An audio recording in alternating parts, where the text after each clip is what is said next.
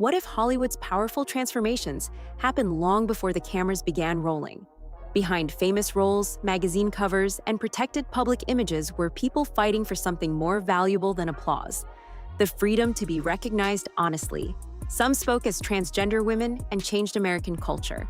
Others lived in eras when revealing whom they loved could destroy a career. These 8 stories are not about shock or scandal.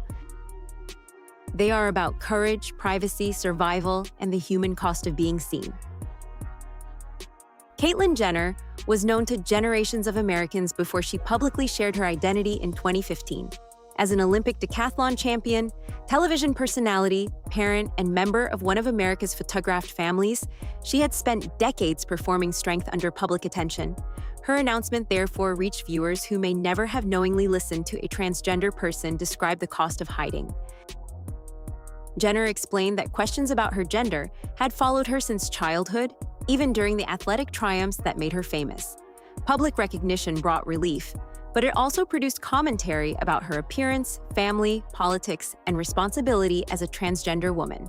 Her reality series, I Am Kate, followed parts of that adjustment and introduced audiences to other transgender women with experiences very different from her privileged life. Her legacy remains complicated. Many LGBTQ+ advocates have challenged her political positions and questioned whether her statements reflect the needs of transgender people facing poverty, discrimination, or limited health care. Jenner has also said that she does not claim to represent every transgender person. That distinction allows viewers to respect her identity without treating one celebrity as the voice of an entire community.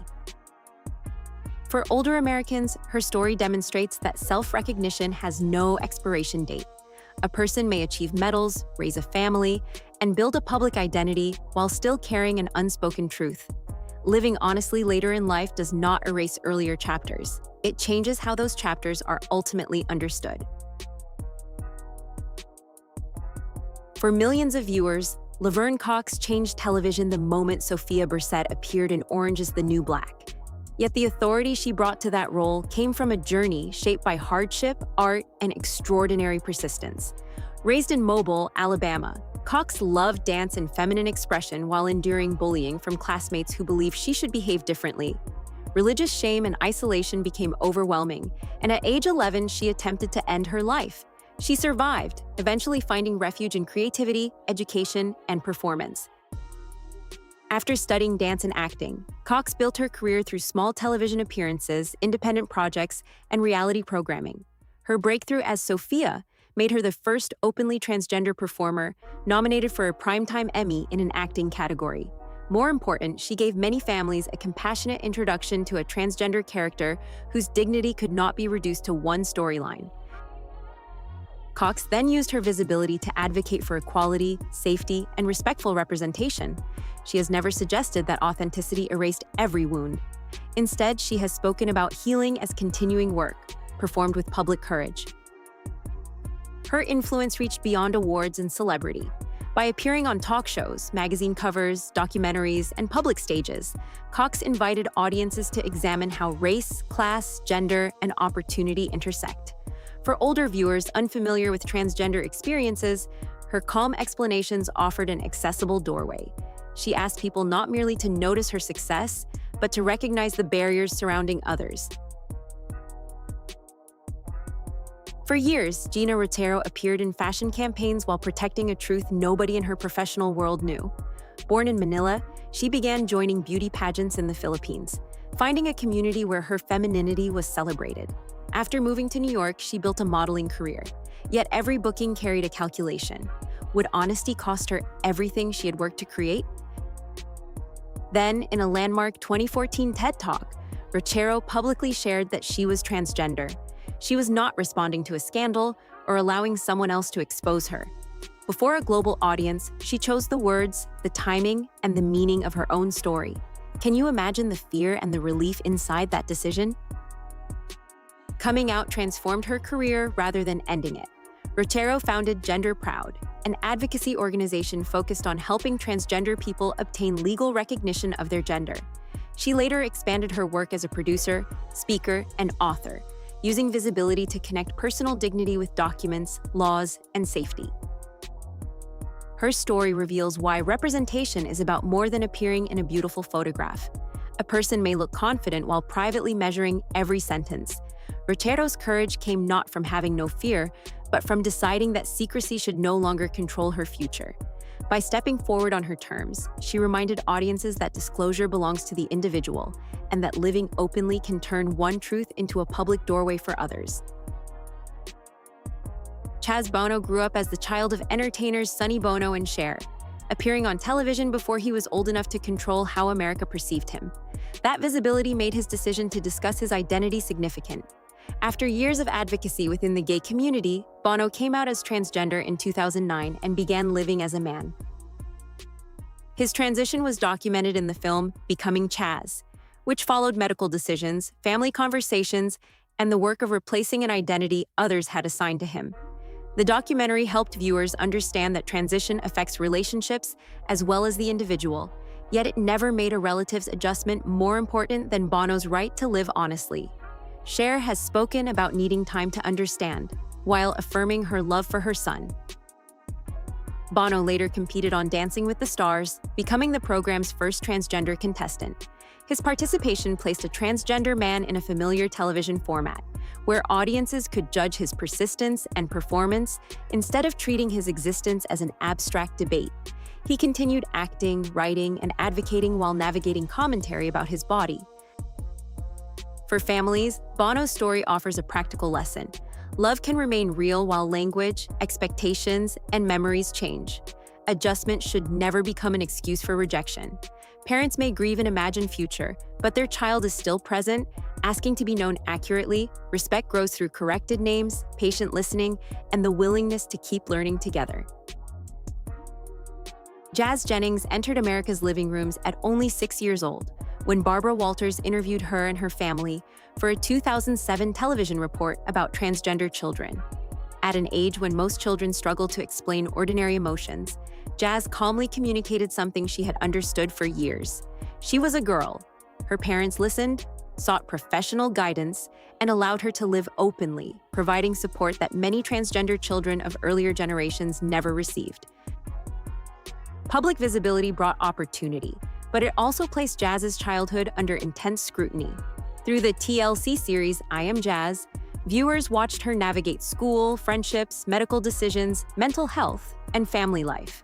The program did not present growth as effortless. It showed that acceptance can coexist with complicated choices, setbacks, and ordinary uncertainty.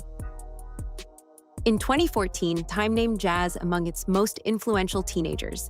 She also co-authored a children's book, helped advocate for transgender youth, and challenged policies that prevented her from playing on a girls' soccer team. Her significance extends beyond celebrity. Her honesty helped older Americans replace stereotypes with human understanding, compassion, and respect. As Jazz matured, she spoke about anxiety, depression, weight changes, and the pressure of growing up before cameras. That openness complicated any simplistic success story. Support from family did not shield her from every difficulty, and visibility did not guarantee confidence. Her experience reminds parents and grandparents that listening is essential, but young people also need privacy, patience, and care. American audiences first encountered Carmen Carrera on the third season of RuPaul's Drag Race. At that time, the program framed her through drag performance, but after filming, she publicly embraced life as a transgender woman. That distinction matters. Drag is an art form, while gender identity describes a person's understanding of herself. Carrera's evolution in public required viewers to release the character they remembered and recognize the woman speaking for herself. She soon built a modeling and television career while pressing entertainment to treat transgender people with respect. Carrera publicly criticized a Drag Race segment whose language she considered demeaning. The response was divided, and some fans interpreted her criticism as disloyalty. She consistently maintained that affection for former colleagues did not require silence when language caused harm. Carrera later emphasized that transition did not mean erasing every image from her earlier life. She has discussed keeping old photographs and viewing them as chapters in one continuous story. That perspective gives her journey unusual emotional depth. Reinvention in her telling is not self-rejection. It is self-recognition and freedom. Her ambitions also challenged fashion's narrow standards. Supporters petitioned Victoria's Secret to hire her, arguing that a transgender model could represent beauty without being treated as a novelty. Although the campaign did not produce that contract, it revealed public expectations. Carrera's presence ultimately helped move the conversation from whether transgender women belonged in fashion toward how fairly the industry welcomed them professionally. Andrea Pejich entered international fashion by refusing the limits designers once placed around menswear and womenswear. Born in what is now Bosnia and Herzegovina and raised in Australia after her family fled conflict, she was discovered while working at a fast food restaurant. Her striking, androgynous presentation soon brought runway appearances for major designers and editorial attention. Yet being celebrated for ambiguity was not the same as being understood on her own terms. Pejich later explained that she had recognized her female identity in childhood. For years, fashion offered both opportunity and concealment. The industry admired her femininity, while continuing to describe her through a male category. In 2014, after gender-affirming surgery, she publicly shared that she was a transgender woman. The announcement allowed her to replace other people's fascination with a clear account of herself. Her career did not disappear after that disclosure. Pejich returned to modeling, appeared in film, and became the first openly transgender model featured in American Vogue. She also appeared on the cover of GQ Portugal, milestones that expanded what leading fashion publications considered worthy of celebration. Beyond the runway, her experience offers a distinction. Clothing can challenge expectations, but presentation does not define identity. Pejich was not transitioning for publicity or temporary trends. She was naming a truth that existed earlier. Her persistence encouraged fashion to see transgender models not as spectacles, but as respected professionals entitled to careers, roles, and authorship over their stories. Fallon Fox became a nationally debated athlete when she disclosed in 2013 that she was transgender. A professional mixed martial arts fighter, she had already competed before the public learned this part of her history. The disclosure made her the first openly transgender athlete in professional MMA and placed her at the center of arguments about eligibility, safety, science, and respect that extended far beyond one fighting career. Fox has described recognizing her identity early while growing up in Toledo, Ohio, within a religious environment. She also said that family pressure led her toward conversion therapy, an approach rejected by major medical organizations. After military service, marriage, and parenthood, she eventually pursued transition and later found purpose in martial arts. Critics claim that her history automatically created an unfair advantage. Supporters noted that athletic commissions reviewed her medical information and cleared her to compete under the policies then in force. The debate often reduced Fox to measurements and assumptions, leaving little room for her discipline, training, losses, or humanity. Her story does not settle every policy question in sports, and responsible rules require evidence rather than slogans. It demonstrates why disagreement should never become permission for humiliation. Fox asked to be evaluated through standards, not treated as a threat merely for existing. For older viewers, her experience offers a principle. Competition questions can be discussed seriously while preserving an athlete's name, dignity, privacy, and right to participate in public life. These lives remind us that identity is not entertainment for strangers. It is a truth each person has the right to reveal in safety and dignity. Which story changed your understanding of American culture, and which figure should we explore next? Share your thoughts respectfully below. If stories about famous lives and cultural change matter to you, please like this video, subscribe, and join us for the next chapter together.